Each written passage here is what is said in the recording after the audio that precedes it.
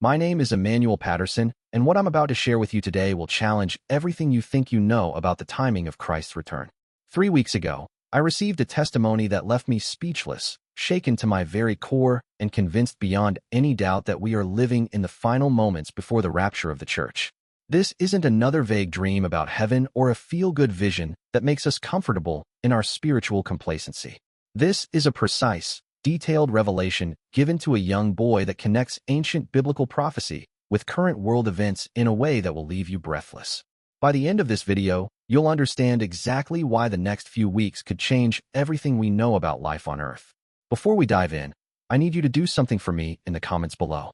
Tell me what country you're watching from. The reason will become clear as we progress through this testimony. But I want to see how far this message is reaching. And please share this video with everyone you know because what you're about to hear is not something you can keep to yourself. The testimony comes from a 7-year-old boy named David from a small village outside Jerusalem. His experience occurred just last month, and the details he shared match biblical prophecy with an accuracy that defies explanation. This child had no theological training, no advanced knowledge of end-times prophecy. Yet, what he saw and heard aligns perfectly with the most complex eschatological passages in Scripture. David's story begins on an ordinary Tuesday morning. He had been feeling unusually tired for several days, but his parents assumed it was just childhood fatigue from playing too hard in the summer heat. The village lay quietly under the late summer sun, the air heavy with the perfume of ripening figs and the distant hum of cicadas. David, only 7 years old, sat beneath the broad shadow of an old olive tree where his grandmother had often told him stories of prophets and kings. His small hands turned the pages of a picture book filled with illustrations of Bible heroes, but his eyes were half closed, weighed down by an exhaustion his parents could not explain. His mother, Sarah, moved slowly about the courtyard, hanging damp linens on a rope, humming an old psalm beneath her breath. The rhythm of life was simple, grounded in prayer, bread, and earth. No one expected that within moments, eternity itself would press in. The first sign came in silence, David's picture book slipping from his lap, its spine thudding against the dust. Sarah turned, startled by the stillness, and saw her boy slumped forward, his breathing shallow, lips paling. A cry escaped her throat as she rushed to him, calling his father, Joseph, from the workshop nearby. Within seconds, the courtyard was chaos. Neighbors rushing in, the local doctor summoned, Sarah weeping over her child's limp frame. The pulse was weak, then absent. 17 minutes, long enough for despair to take root, long enough for his parents' prayers to climb, raw and desperate, into heaven's courts. You could almost hear their words trembling in the air, every syllable soaked with love and terror. Lord, do not take him. Not my boy. Not yet. The neighbors stood helplessly, some whispering prayers of their own, others frozen, unsure whether to comfort or to fear. The air itself seemed to still, as though creation held its breath. Time, measured by the trembling hands of a clock on the kitchen wall, inched forward painfully. Yet for David, time no longer existed.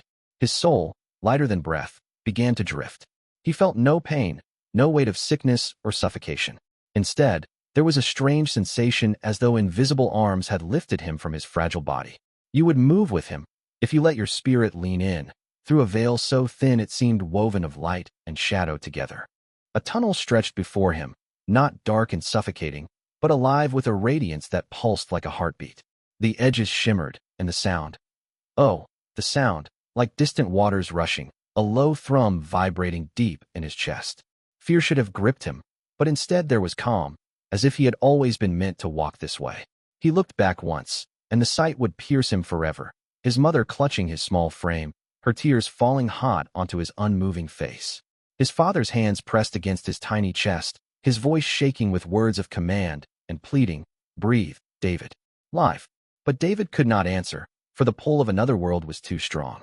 It was like being drawn toward the center of the sun, except instead of burning, he felt embraced. The light grew brighter, and with it came warmth that washed over him like the gentle touch of spring. His tiny heart, silent in the world of men, beat again in a place outside of time. He stepped forward, though he had no feet as he had known them, and the tunnel opened into a space so vast it defied every boundary. The throne room stretched before him, its very air alive, trembling with glory. Colors he had never seen on earth exploded in living waves, hues that sang rather than shone. Every surface glimmered as if infused with eternity. The atmosphere itself seemed to breathe. And then it came, the weight of holiness pressing down upon him, so overwhelming that his young knees buckled. He could not stand. He collapsed in awe, unable to raise his gaze. Light, more brilliant than 1,000 suns, blazed from the center of the room, and within that brilliance, David sensed, not saw, but knew, the presence of God himself. His small heart, which had fluttered in weakness on earth, now thundered with a reverence he had never imagined. The sound of wings brushed the edges of his hearing, vast and powerful, echoing like storms over mountains. Something in him wanted to hide, and yet a deeper longing drew him closer. He lay there, trembling, when another presence appeared beside him. This was no ordinary figure. The being radiated a beauty that words cannot hold, garments woven not of cloth, but of starlight, shimmering and alive. Strength poured from him like a river, and yet gentleness softened his stance. No mouth moved, yet David heard every word directly in his mind, clear, undeniable, like truth written on the inside of his soul. The messenger said he had been brought here not for comfort, but for revelation.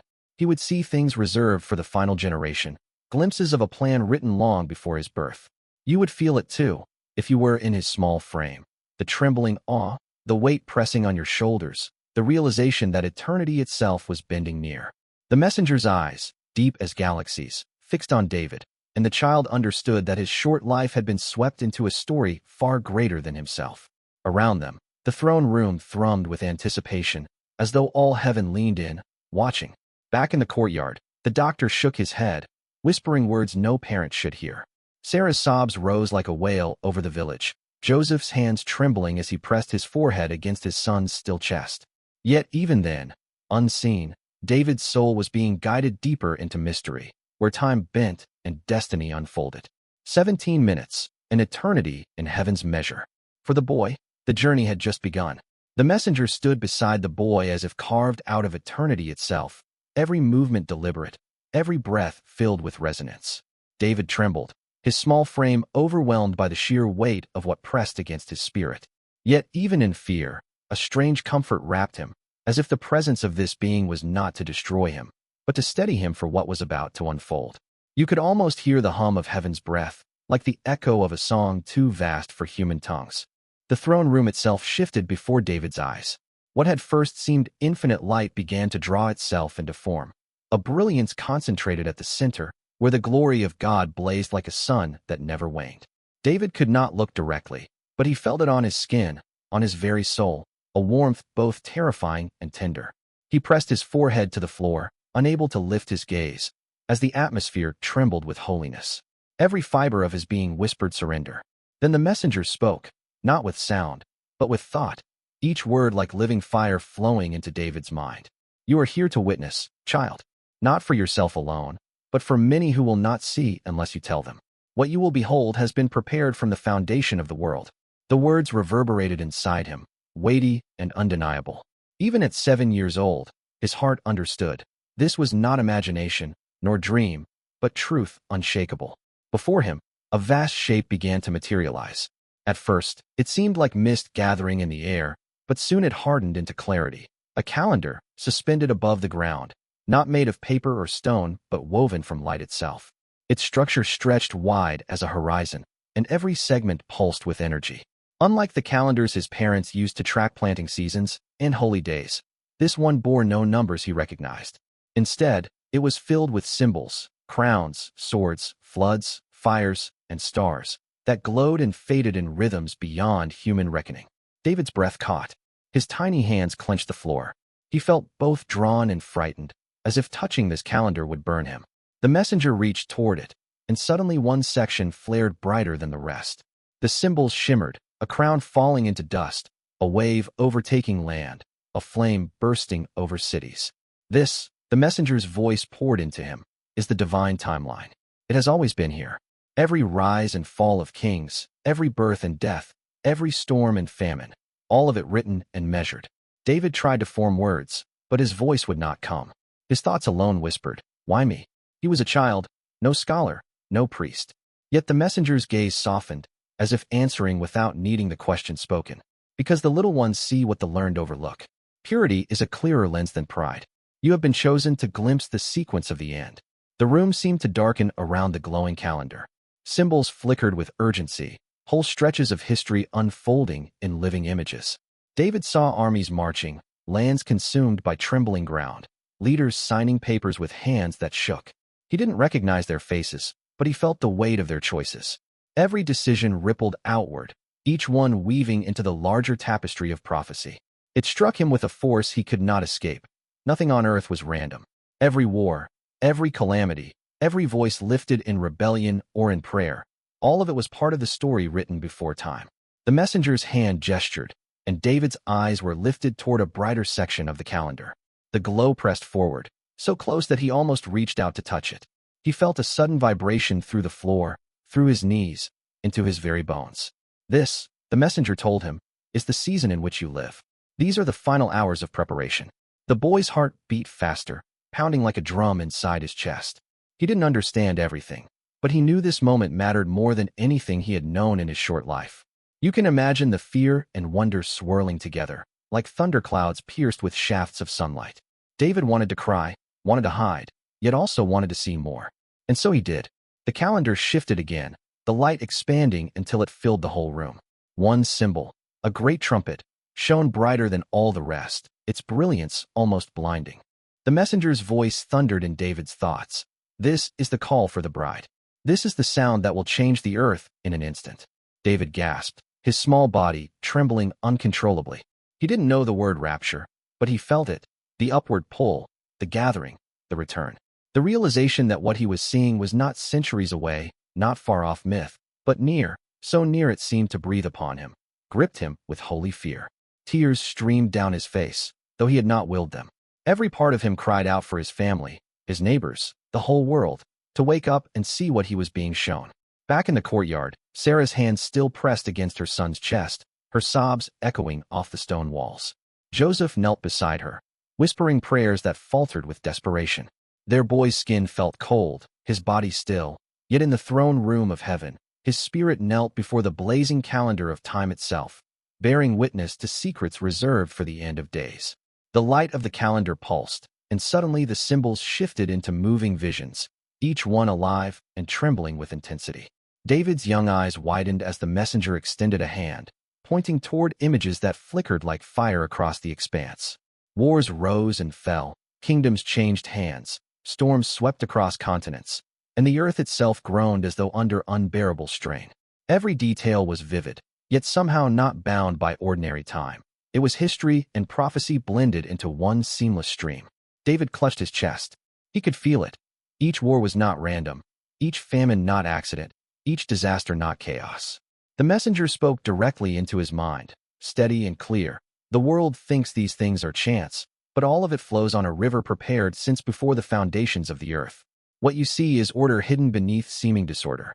The divine hand writes history in perfect strokes. He trembled as the scenes intensified. He saw a leader in a distant palace, his hand shaking as he signed an agreement that seemed harmless on the surface. Yet as the ink dried, David felt spiritual tremors ripple outward, binding nations into patterns long foretold. He saw storm clouds form overseas, tidal waves rushing into cities, people crying out with confusion and despair. He wanted to cover his eyes, but the messenger held his gaze firm. Look, child, you must not turn away. The people will need to know what is unfolding. You could almost feel what he felt, the dread rising, the awe mingling with it, like the taste of bitter herbs cut by honey. It was heavy for a 7-year-old, yet the presence of the messenger steadied him, as if invisible arms held his small frame upright. Then, the images shifted again, and David gasped. For the first time, he saw words from Scripture woven into the light. Verses shimmered across the sky like burning letters, their fire spelling out prophecies he had never studied. He saw the names of prophets, Daniel, Ezekiel, Isaiah. He recognized them only because his grandmother's picture book had told their stories. Yet here their words were alive, not ink on parchment, but living flames dancing before him. The messenger's voice deepened, a solemn weight carried on every syllable. These prophecies are not distant shadows. They are alive now, fulfilled before your eyes. You live in the final season. David's heart pounded. The phrase final season echoed in him like a drumbeat. He did not fully grasp its meaning, but his spirit did. He felt urgency, the kind that makes you want to shake everyone awake, to cry out so no one remains asleep at the wheel of eternity. David lifted his eyes again to the glowing timeline. He saw one moment flare brighter than all the others.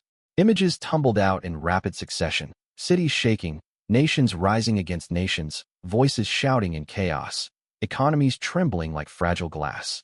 Yet in the midst of it, he saw something stranger. World leaders meeting in hidden rooms, their words muffled, their decisions seemingly clever, yet behind them stood dark figures whispering in their ears. He realized they were not fully free. Their actions, their choices, were being guided, nudged, compelled by unseen forces. The messenger placed a hand upon David's shoulder, and the boy nearly collapsed from the surge of strength and power. What you see, the messenger said, is not mere politics. Humanity believes itself in control, but heaven and hell wrestle behind every signature, every policy, every decree. These leaders move like chess pieces on a board they cannot even perceive. Do not be deceived by appearances. Prophecy unfolds not by their will, but by his. David nodded weakly, tears streaking his cheeks. He thought of his father working in the fields, his mother folding linens. Their small lives lived in simplicity. Did they know how vast the story was that moved around them? Did they understand the scale of what was being prepared? His child's heart ached. He wanted to tell them now, but he could not yet leave. The messenger's hand held him still. The calendar pulsed one last time, and this time the symbols aligned with sharp clarity. A glowing trumpet appeared, its outline etched in flame. Below it, a crown cracked apart. Beside it, waters surged over cities, and fire fell in arcs across the sky. The boy cried out softly, unable to contain the trembling in his bones. You must understand, the messenger spoke, these are not accidents. They are fulfillments. The prophets spoke long ago, and now those words ignite. You are living in the countdown. David looked once more, and he knew something with unshakable certainty. The time left for humanity was shorter than anyone dared imagine. The world went about its days as if endless tomorrows stretched before them, but in heaven's throne room, the calendar showed otherwise. The final season was no longer approaching. It had already begun. Back in the small courtyard near Jerusalem, Sarah's tears stained her son's pale cheek. Joseph whispered his name over and over, his hands trembling as they held the boy's fragile frame. The village doctor shook his head, murmuring hopeless words.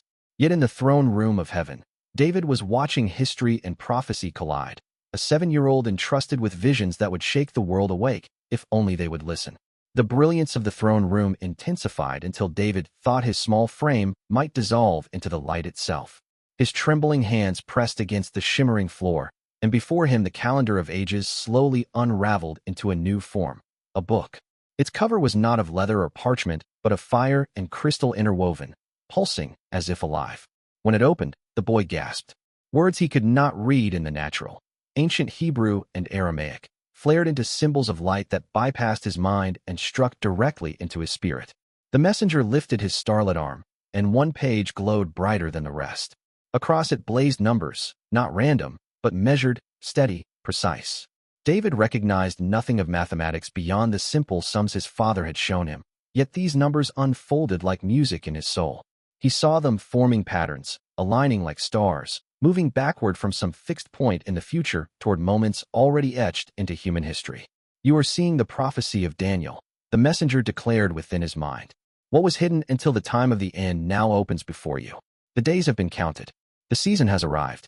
David's breath caught as he stared at one number that pulsed with fire, 1,335. Its glow was different from the others, stronger, insistent, filled with meaning he could not escape. The messenger touched the page, and David's heart seemed to stop. This measure of days, the voice continued, was given to Daniel as a mystery, sealed until the appointed time. That time is now. Blessed are those who wait and endure to its completion, for they will see the fulfillment of promise. You live in the generation that will understand it. David's tears spilled freely, hot against his cheeks. He did not fully understand, yet he knew enough. The countdown had already begun. What once lay dormant in Scripture was alive, activated by events unfolding on earth even as he knelt in this holy place. He saw flashes, years compressing into months, months into weeks, weeks narrowing into days. The timeline contracted like a bowstring pulled tight, aiming toward a moment that would pierce the fabric of human history. Symbols burst forth around him, illustrating the prophecy in living visions. He saw a clock tower shuddering as its hands spun wildly. He saw candles burning low, their flames dwindling in smoke. He saw a door half open, light spilling through, as shadows clawed to keep it closed. The messenger's words carried the weight of thunder. There is no more delay. What was spoken has entered its fulfillment. David's small voice finally broke free. But I'm just a boy. I don't know how to tell them. They won't listen. His words shook in the vastness, swallowed by the enormity of what he had seen.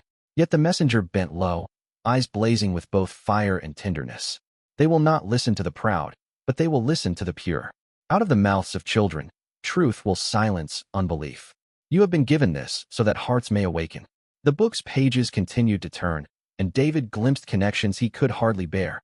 Earthquakes aligning with ancient prophecies, wars fulfilling lines of scripture, even the rise and fall of currencies echoing symbols he did not know existed. He saw that nothing was outside the reach of God's design. Every ripple of history bent toward the culmination of this countdown. His chest heaved, and in that moment he felt the full weight of responsibility pressing down on his young shoulders. You could almost feel it too, as though the same hand that guided him reached out for you. The message was not for scholars alone. It was not for prophets cloaked in fame. It was for ordinary believers, for families, for souls who had grown weary and distracted. It was for those who had forgotten that eternity breathes just beyond the veil. The throne room trembled as the glowing numbers burned brighter. The messenger raised his voice like a storm breaking over valleys. Tell them, child, the season has begun. The 1,335 days are not a riddle for another time. They are now. Prepare the bride. Prepare the world. The bridegroom comes soon. David's spirit shook so violently he thought he might fracture, but the hand of the messenger steadied him once again. The fire around the words dimmed, though their imprint burned deep into his heart. He would never forget the glow, never forget the urgency, never forget the sound of prophecy awakening before his very eyes. Back in the courtyard, Sarah whispered her son's name like a prayer song, refusing to let go. Joseph pressed his face into David's hair, his tears mixing with dust and sweat. The doctor turned away, muttering of futility. But in that very moment, their lifeless child was gazing at the living word unfolding in fire, beholding the countdown that would shape the fate of the world. The visions of the calendar and Daniel's burning numbers faded, and suddenly David found himself standing in a wide, open plain. The light dimmed to a softer glow, and before him two vast groups of people appeared. They stretched as far as he could see, yet the contrast between them was sharper than day and night. His heart raced as the messenger's voice flowed again into his mind. Look closely, child. This is the church as heaven sees it. These are the ones awaiting the return of the bridegroom. David turned to the first group. They looked like ordinary believers, men and women, old and young, clothed in garments that once seemed white but now appeared gray, dulled, heavy with dust. They carried lamps, yet most of those lamps were empty, their glass clouded with soot. Some still flickered faintly, but the flames sputtered as though struggling to survive. David's small chest tightened. He could sense their complacency, their distraction. Many smiled, laughing, talking about their plans and possessions. They spoke of worship and sang faint songs, yet their voices lacked power, their eyes lacked expectation. These, the messenger whispered, are the lukewarm. They call on his name, but their hearts are divided. They go to church, they sing songs, they serve when convenient, but they have not surrendered. They believe they have time, but time has run thin. David's stomach turned. He wanted to cry out to them, to warn them, to shake them awake. But his voice caught in his throat, powerless. They did not even notice him. They walked in circles, building houses on sand, unaware that the storm was already rising. Then his gaze shifted to the second group, and his breath caught. These were smaller in number, but their garments shone with pure white light, clean and radiant. Their lamps burned with bright, steady flames, never flickering, never dimming. He could almost feel the heat of their devotion. Their faces were lifted upward, eyes glowing with a hunger for heaven. They prayed with intensity, their lips moving with words of faith and longing. Some wept, some sang, some bowed low, but all radiated the same fragrance: love, surrender, readiness. These, the messenger said, his voice now trembling with reverence, are the faithful remnant. Their lives are marked not by perfection, but by surrender. They seek him daily, not out of duty, but out of love. Their lamps are full of oil because they have not let the world consume their time. They are awake while others sleep. David felt warmth flood his chest as he looked at them. Their presence was like sunlight after a storm, steady and healing. Yet the sight of the two groups side by side broke him. Tears stung his eyes, spilling freely. He was only a child, but his soul knew the weight of what he saw. The division was final, sharp, unrelenting. One group seemed ready to rise when the trumpet sounded, the other destined to stumble when the door closed.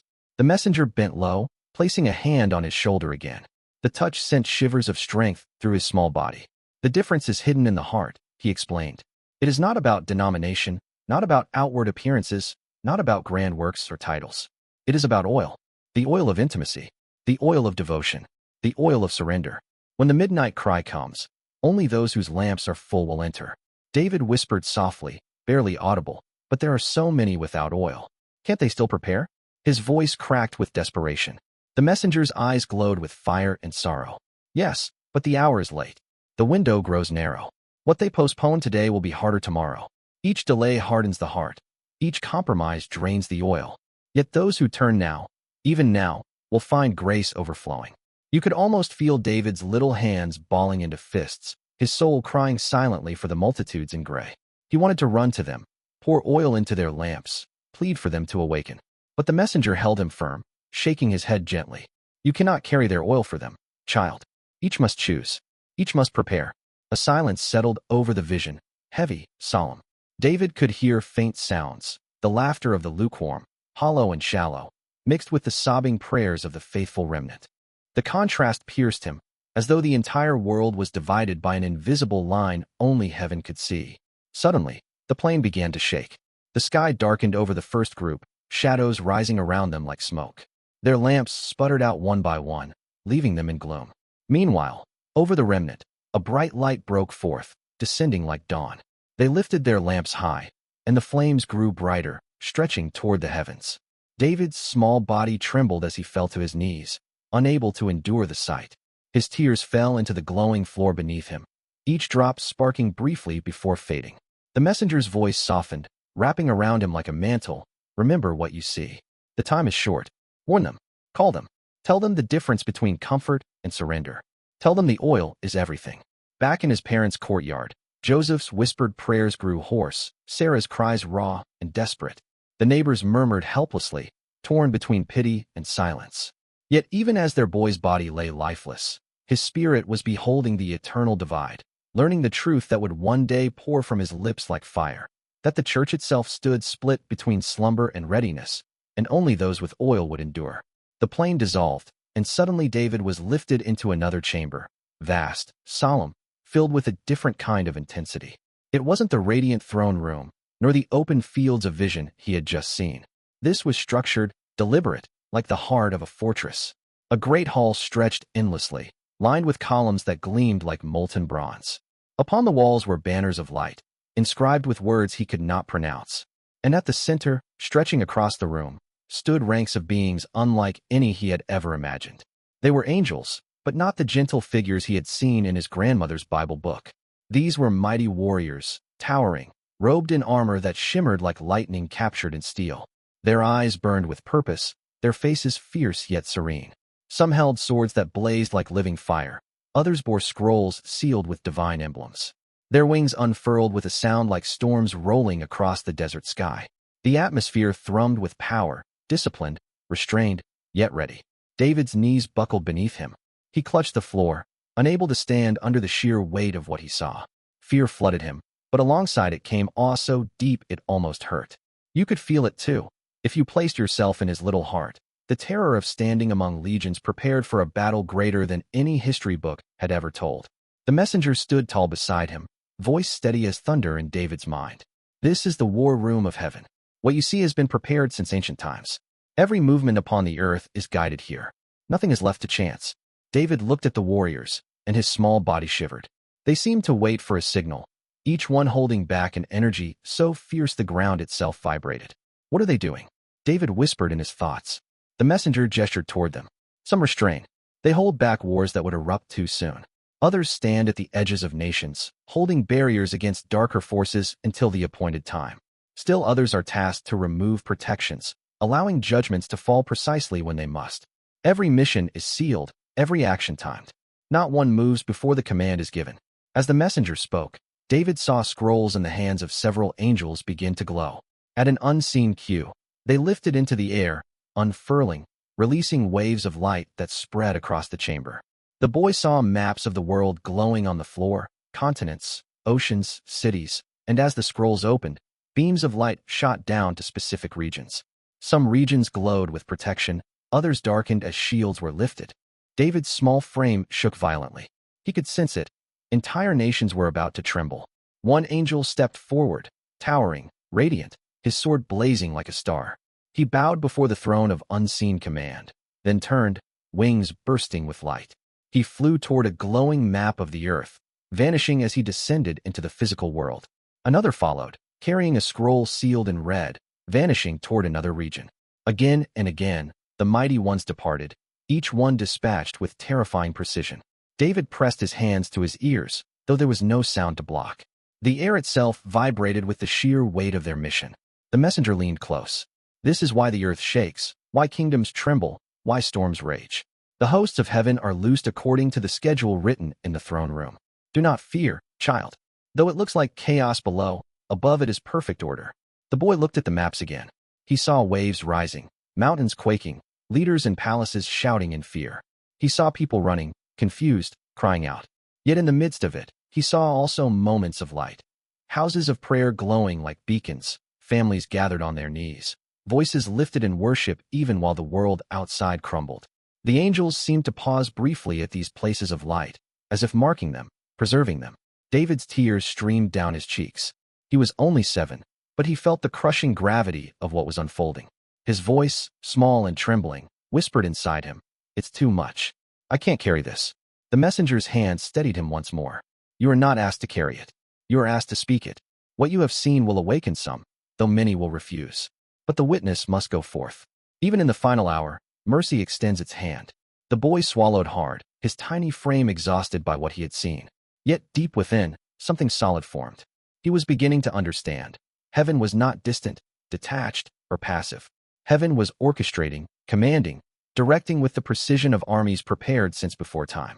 And as he watched the last of the angels depart the chamber, disappearing into the maps of earth, David realized the countdown was not only about numbers and prophecies. It was about armies already moving. It was about seals already broken, missions already dispatched, barriers already removed. Back in the small stone courtyard of his home, Sarah rocked her son's limp body, whispering his name over and over.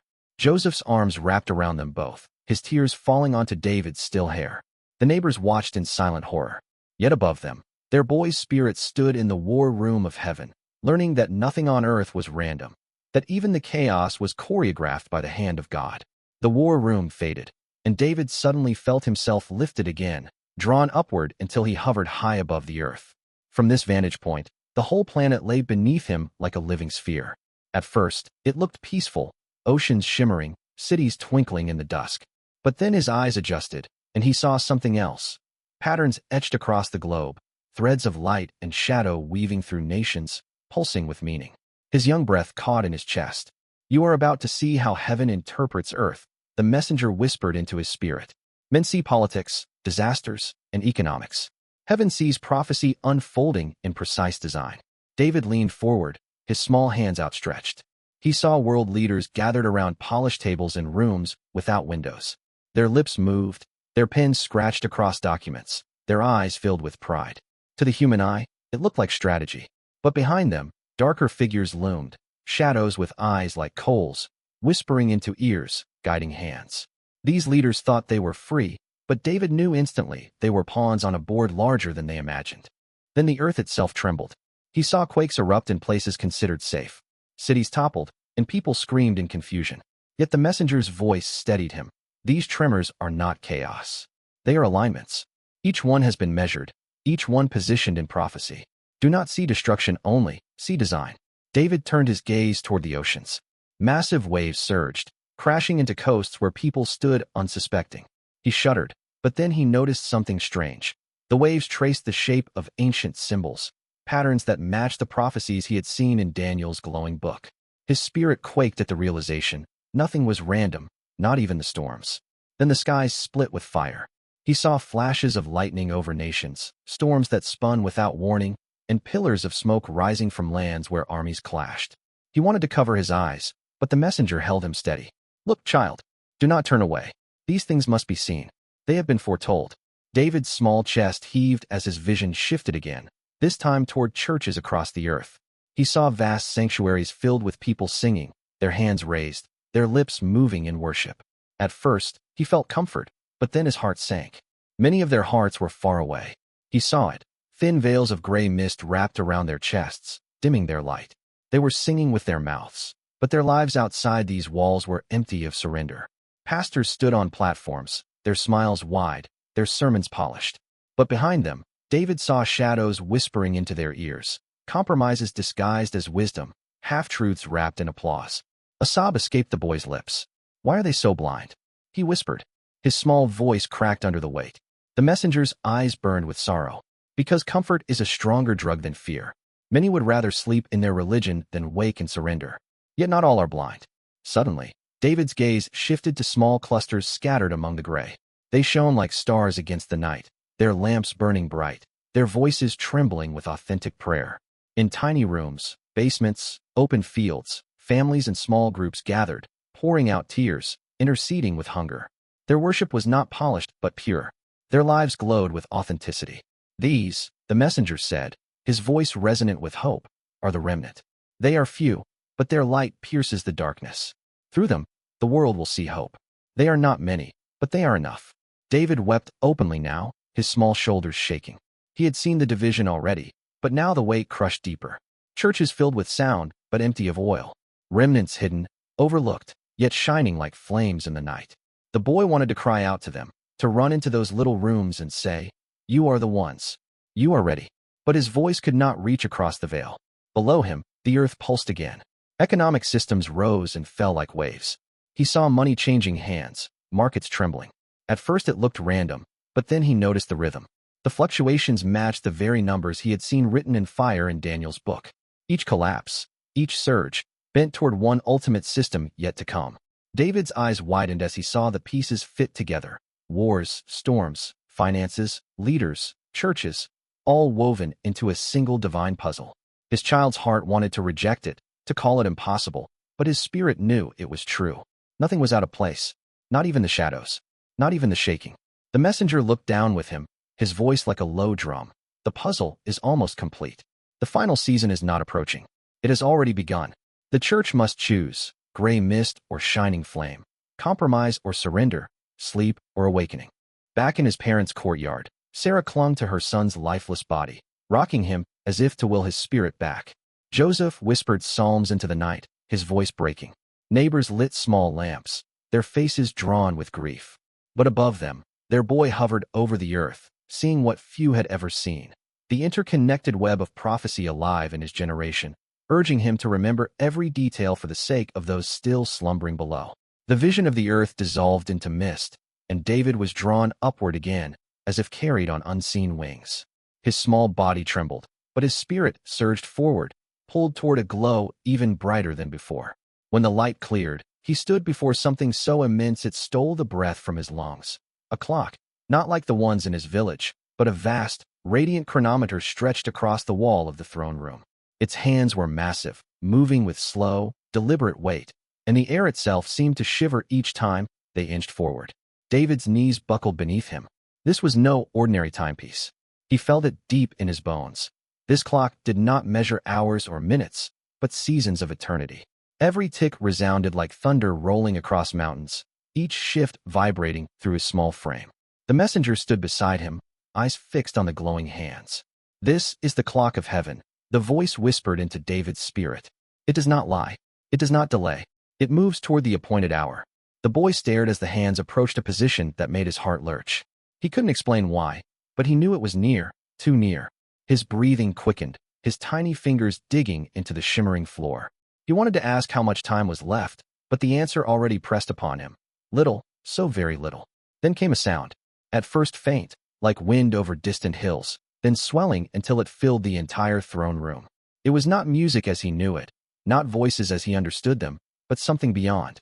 Harmonies cascaded like rivers, tones layered upon tones, deeper and higher than any song he had ever heard.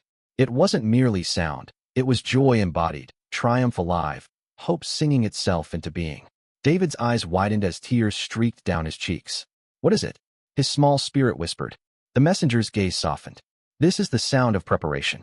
Heaven readies itself for the bridegroom's call. What you hear are the first notes of celebration, the rapture of the faithful." Images burst into the boy's vision. He saw the earth again, but not as before. This time, he saw people vanishing in an instant, disappearing from homes, offices, schools, hospitals. Nurses dropped their instruments. Empty beds lay behind. Teachers turned, stunned, as half their classrooms were suddenly gone. Planes flew pilotless. Cars veered without drivers. Panic erupted across cities as millions vanished in a heartbeat. David's little hands flew to his mouth. The sight was overwhelming, terrifying, but then his eyes shifted to the ones taken. He saw their faces, glowing with relief and joy so pure it pierced his soul.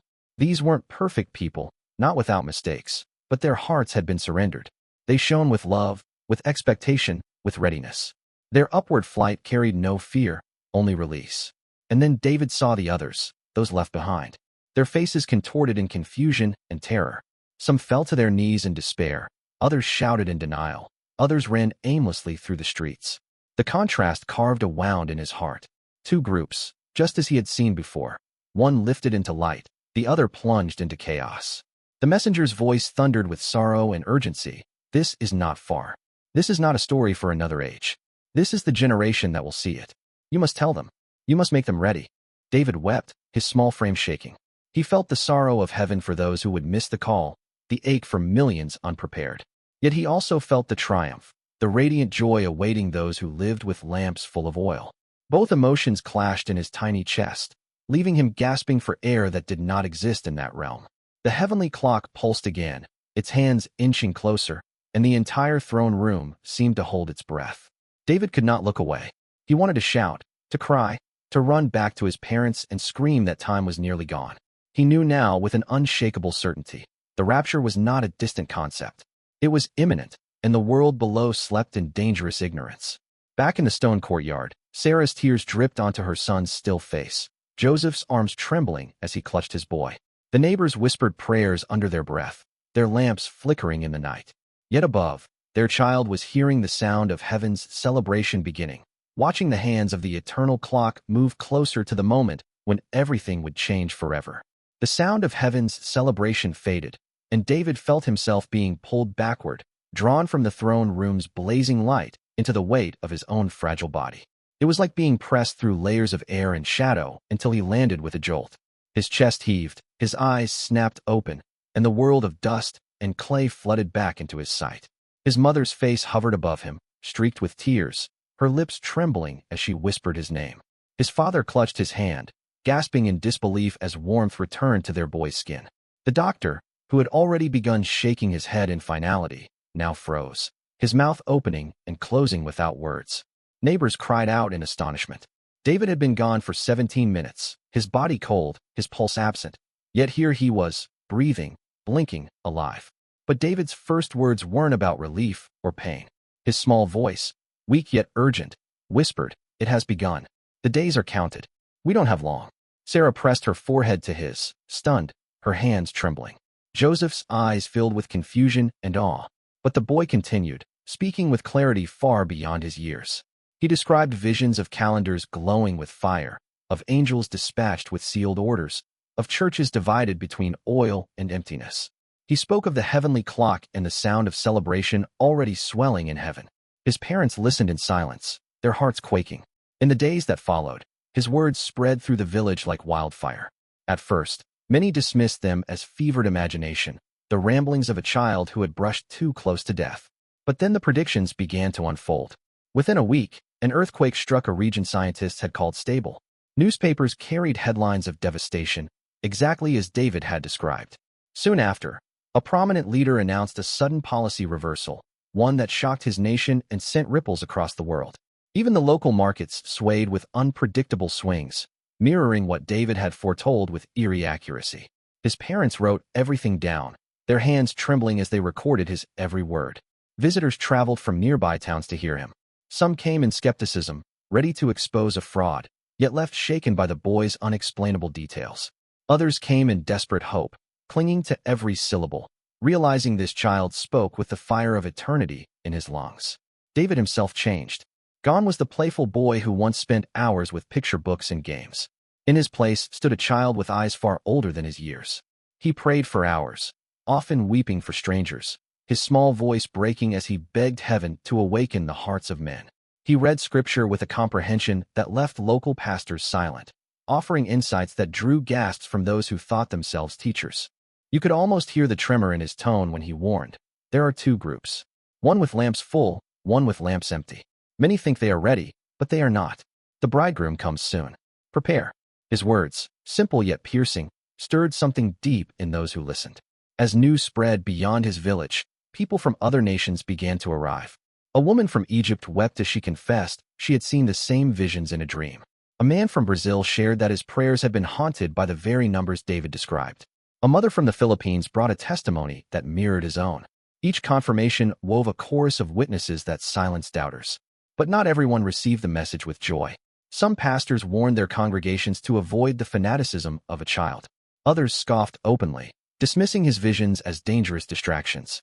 David's young heart grieved at their rejection, yet he remembered the messenger's words, that many would ignore, but the witness must still be given. His own family wrestled too. Sarah wept at night, torn between the joy of having her son restored and the terror of the burden he carried. Joseph, though strong and practical, often sat in silence, staring at the boy with awe and fear mingling in his eyes. Both knew their son had returned with a fire that could not be extinguished. And as the days unfolded, David's urgency only grew. His words sharpened, his warnings more insistent. He spoke of specific days glowing on heaven's calendar, days in their very month when shaking would begin. He described angels removing protections, unleashing events long held back. He whispered of headlines yet to be printed, disasters yet to strike, leaders yet to falter. And one by one, the first signs began to come true. Back in his small village, people gathered nightly in hushed circles, their lamps glowing in the courtyards, their prayers rising with new intensity. Some wept openly, confessing sins long hidden. Others clung to Scripture, devouring its promises with fresh hunger. A remnant was awakening, just as David had seen. But he also knew the other group remained. The complacent, the comfortable, those who nodded politely at his words but went back to their routines as if nothing had changed. And his heart broke for them, knowing they would be caught unprepared when the trumpet finally sounded. The days that followed moved like lanterns in fog, close enough to touch, yet half-veiled, humming with nearness. David woke before dawn most mornings, the olive leaves whispering outside his window, as if the trees themselves were praying. His small hands cupped the scriptures his grandmother once traced with a trembling finger, and he read them slowly, as you would sip water in a desert. The village had grown quiet at night, lamps flickering in courtyards, knees pressing into cold stone, the air scented with bread and rain. You could feel it if you leaned in, history gathering its breath. The calendar that had burned in heaven now pressed its glow into ordinary hours, like sunrise edging the horizon before the first bird dares to sing. The boy's message crystallized until it fit in a child's fist, 3 pillars that would hold when everything else shook loose. First, fervent prayer, not the scattered words tossed between errands, but the heart's steady ache, the long inhale and exhale with God until your pulse begins to match his. Second, Scripture hidden, not skimmed, word lodged like seed under the ribs, verses memorized in the low light before the house wakes, lines repeated while washing bowls, roads, hands. Third, sacrificial love, not the easy kindness that costs nothing, but the kind that surrenders time, coin, reputation, and comfort for another's good. You breathe in, you breathe out. You say, softly, yes. The tidbit that surprised the elders most was simple and stubborn. The people most ready would not always be the most learned. They would be the most surrendered. Word spread farther, like wind running its fingers through wheat. Some churches opened their doors each night, not for programs, but for waiting. A few turned off the stage lights and sang without instruments until their voices braided with tears. Others doubled down on polish, crisper outlines, better slogans, louder applause, determined to hold the middle just a little longer. That was the ache. The responses were dividing the body as surely as a river splits a field. You could hear it in conversations after services, whispers turning into lines. Some began to visit the quiet houses, the ones where lamps burned late and the scriptures were whispered over soup. And they found what they hadn't known they were starving for. The sound of repentance that feels like being washed, the warmth of hands that serve before they speak. David spoke gently when people asked him for times and dates. He was a child, but his words carried the gravity of the chamber where the clock had hummed. He did not set an hour, he named a season. And the season pressed in with the low hum of bees, with the cooling evenings and the scent of soil turned by first rains. Autumn. He said it simply, like a boy announcing dusk. This is the window where the sequence tightens, where the hands move from almost to now. The village doctor surprised himself by nodding. Even the stubborn could feel the edge in the air. The farms felt it. Markets stuttered. Radios sounded different, as if the spaces between words had thinned. Under the olive tree, where he had fallen, David taught the children what the messenger had given him for the groan. He made prayer a rhythm, slow, steady, shared. Close your eyes, little flock, and picture the throne. Speak few words, wait long. Listen more than you ask. Be still. He turned scripture into bread, small pieces shared, memorized together, broken into lines that even the smallest could carry in their pockets. He turned love into errands. Visit the widow, bring broth to the sick, split your woodpile with the man whose hands are cracked and empty. He turned fear into movement. Walk across the street, ring the bell, ask if you can pray.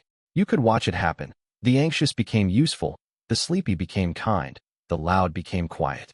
It was as if 3 simple acts braided a rope sturdy enough to throw across the chasm that had opened in the earth. Night after night, the boy would stand in the courtyard and lift his face to the sky. Sometimes he trembled with a joy that made his father steady him by the shoulders. Sometimes he wept so softly that his mother wiped his cheeks with the edge of her apron and whispered the psalms back to him. The heavenly clock was not visible here, but David felt its pressure, like a tide drawing close to shore. The village felt it too. Even the stray dogs slept lighter, ears twitching at the slightest sound.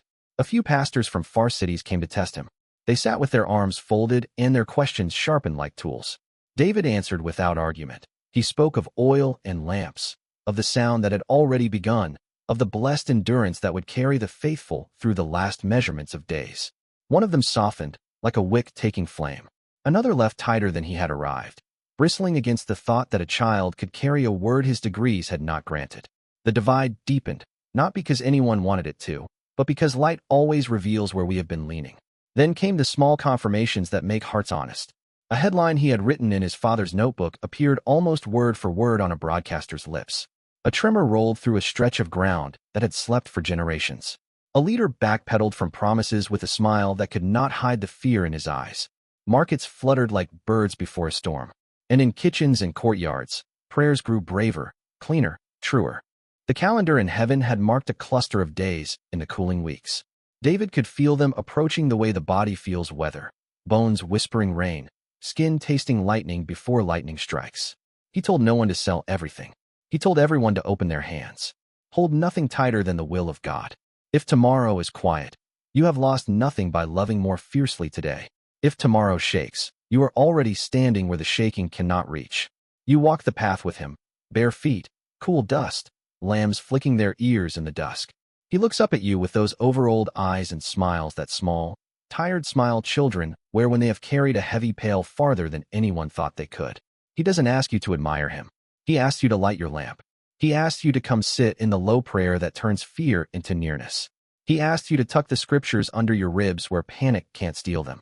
He asks you to love in ways that leave a mark on your calendar, and your floorboards, and your bank ledger. And when the first cold wind slips through the alley and lifts the edge of the laundry, the village knows a threshold has been crossed. The oil lamps on the sills burn a little steadier. Conversations end with soft promises. Tomorrow before dawn, we'll meet and pray. David stands again under the olive branches and listens for a sound you can't hear with the ears at the side of your head. He lifts his hand once, just to feel the air. He nods, as if agreeing with a voice only he can discern. He turns toward his parents, who are learning to carry the quiet with him. The night is clear. The clock is near. The bridegroom is kind. A hush settles as the long road curves toward its hidden ending. You can sit down here a moment, let the lantern set a small gold circle on the stone, and notice the simple gifts that have been waiting at your elbow all along. It does not take possessing the future to prepare for it. It takes a heart that chooses the nearer voice over the louder noise, a hand that practices yes in places no one will film, a breath that learns to match the gentle pace of heaven. The fear you felt at first begins to loosen its cold fingers when you remember that the one who measures the seasons is the same one who counts the hairs on your head, and there is no arithmetic he has ever gotten wrong. It isn't bravado that steadies you now. It's the small obedience you can repeat, one quiet hour at a time. Kneel and speak to God until the room warms. Turn the page and keep the words. Look for the person whose name has been knocking softly inside you and go, bringing your presence like bread. The calendar will do what it has always done. Move. But you are not a leaf tossed by wind. You are a branch grafted into a living root, and the sap is running, and the fruit will show. So take this evening as it is, and lay it open before the Lord. Tell him where you are afraid. Tell him where you are stubborn. Tell him where you hunger for more of him than you have ever dared to ask. Let your lamp be filled here, in the unfilmed hours, when only the walls could testify. When the air thins and the headlines crowd, you will not be searching for footing, you will be standing on it. And if the window called autumn stretches over you like a sky alive with swallows, remember that you were told not to make you shiver, but to make you ready.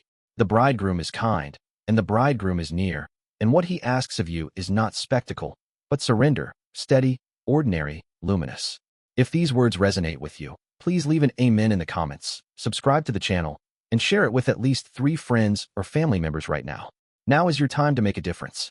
Spreading this message is not only an act of love, but also a mission that Jesus himself has entrusted to you.